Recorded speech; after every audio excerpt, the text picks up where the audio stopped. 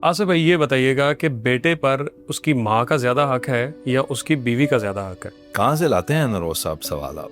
बेटे पर उसकी माँ का क्या हक है वो भी बता देता हूँ, और बीवी का क्या हक है वो भी बता देता हूँ, खुद ही समझ लीजिएगा। जी प्लीज। बेटे पर माँ का पता है कितना हक है? जी। कि जब वो माँ के पेट के अंदर होता है ना, और माँ को खुराक ना मिले, अगर फर्ज करें किसी भी वजह से, जी। तो अपनी खुराक पता है कहाँ से लेता है? माँ की हड्डियों से।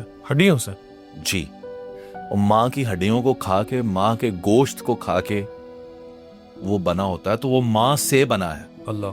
ये आपने याद रखना है। सही। आप कभी देखते नहीं है कि प्रेग्नेंट खवातीन अच्छी से अच्छी खुराक क्यों खाती हैं? ऐसी साढ़े बच्चे ਨੂੰ लगेगी, माँ के जरिए से खुराक उसको मिल रही होती है। सही। माँ का उस पे क्या हक है? फिर माँ जब उसे पैदा करती है,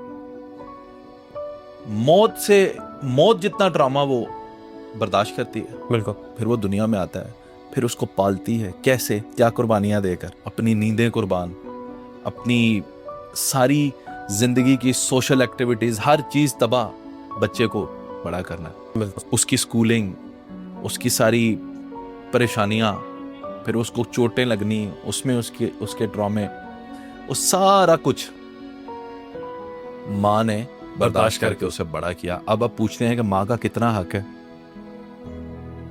बहुत बड़ा हक है, जो बच्चा सारी जिंदगी अदा नहीं कर सकता। आप वो ऐसे ही तो नहीं मिसाल बनी कि आप माँ को उठा के भी हज भी करवा दे, कंधों पे उठा के, आप उसका हक नहीं अदा कर सकते। बेशक है सर। क्यों? क्योंकि उसने अपनी सारी जिंदगी जी ही आपके लिए दी। अब आखिरी वक्त में आपको देखकर जीती। सही। और आप कहेंगे जी ਤੁਹਾਡਾ हक ही की है। You can not say that. बिल्कुल।